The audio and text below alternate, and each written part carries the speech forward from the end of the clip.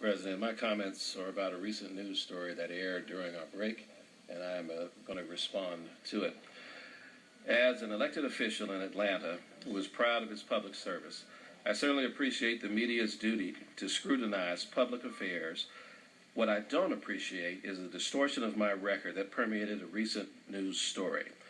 I am proud to have supported many community groups, either with financial support or with token sponsorship. All are City of Atlanta-based groups made up of the City of Atlanta taxpayers and citizens. This media story has resulted in an inquiry by the Ethics Board.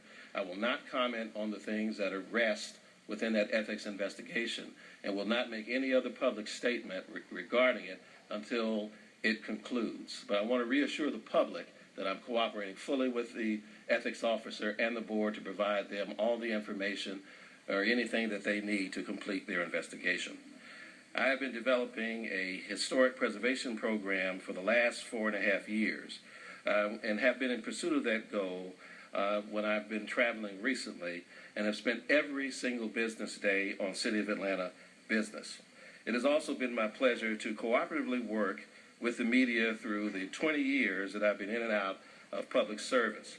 And I have never declined an invitation to participate in an interview on any subject matter until this weekend.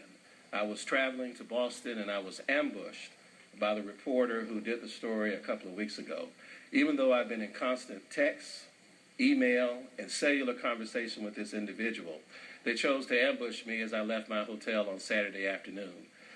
I appreciate the media's need to scrutinize public elected officials and find out their business. With this particular reporter, I have been more than open.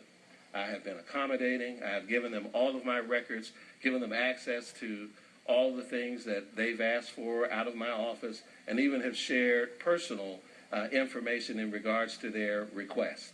But what I cannot condone or bow to is gotcha journalism, and I will not do that under any circumstances. So I referred the reporter after they accosted me and tried to keep me from getting into my cab that if they need a media appointment with me, if they want me to follow the rules, then they should follow the rules. I referred them to Dexter Chambers to set up an appointment, and I'm awaiting for that appointment. But it's disturbing to me because I've never had to decline a media interview, particularly with that particular station. In order to keep the public informed, I look forward to continuing to work with the media at large to continue to build a relationship for the future, because the public depends on the media to inform us of our activities, and the public has to have confidence that we are operating above board at all times. I have been to many trainings around the country and here in Atlanta, and I have done so to improve my public service, and I'm personally better for it. Throughout my public career, I have not only always been accountable to the public that has elected me, but I have sought to maintain a personal level of excellence, and I am accountable for the management of my office and its funds.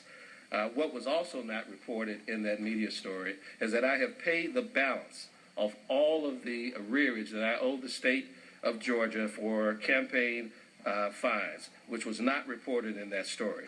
And I am proud to inform the public that at the closeout of last year, I returned $96,546 in savings to the taxpayers of this city.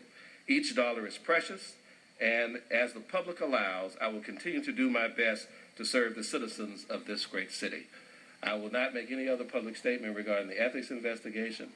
I am giving them all the support and cooperation that they can. I want to reassure the public that I will continue to do the work that they elected me to do throughout this period and beyond. And I appreciate them having elected me to this office, and I want to reassure them that I'm going to give them the best and most sincere and honest and forthright service that I can provide. Thank you, Mr. President. Thank you very much, Mr. Bond.